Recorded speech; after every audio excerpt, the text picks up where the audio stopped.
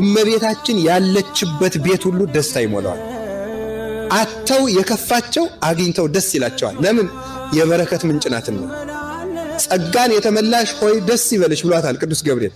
ጸጋን የተመለ ምን አይነት ጸጋ? የፈውስ ጸጋ፣ የሀብት ጸጋ፣ የጥበብ ጸጋ፣ ጸጋን ሁሉ የተመላች ናት እመቤታችን። መዝገበ ረድኤት ጸጋን ሁሉ ስለተመላች እመቤታችን የገባችበት ቤት ሁሉ ጉድለቱ ይሞላና ደስታ ትሰጣለች። ለሁሉም የምትበቃ እናት እመቤታችን። እኔ እናቴ ልታበላኝ ትችላለች፣ ልታድነኝ ግን አትችልም። ልታለብሰኝ ትችላለች። ከጸጋ ስትሰራቆት ግን እናቴ ምን ልታደርግ ትችላለች? አብራኝ ታለቅሳለች እንጂ።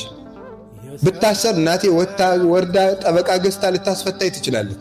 በነፍሴ ብታሰር ግን ማስፈታት አትችልም። እመቤታችን ለሁሉም የምትበቃ እናት። ሐኪም ትሆንናለች፣ መጋቢ ትሆንናለች፣ መምህርት ትሆንናለች፣ መጠለያ ትሆንናለች፣ ሀገር ትሆንናለች፣ ጌጥ ትሆንናለች፣ መነጽር ትሆንናለች፣ መልካም ቃል ለጆሮአችን፣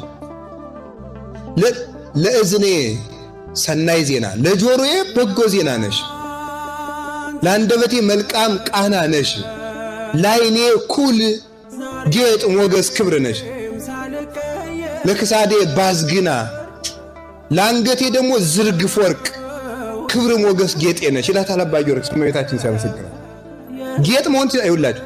ልብስ ምግብ አይሆንም፣ ምግብ ልብስ አይሆንም። እመቤታችን ሁሉን ትሆንናለች። ለምን? ሁሉን የተመላች ስለሆነ። እግዚአብሔር ጸጋን ሁሉ የዘገበባት የጸጋ ማህደር ናት እመቤታችን። ይሄ ደግሞ ሊደንቀን አይችልም። ጸጋን ሁሉ በያዙ አይደንቀንም፣ የጸጋን ባለቤት ሁሉ ስለያዘችው ማለት ነው። እና እመቤታችን የቀረባት ሁሉ ደስ ይለዋል። የጠየቃት ብቻ አይደለም፣ እንዲው ያለበትን ሁሉ ጉድለት ታያለ።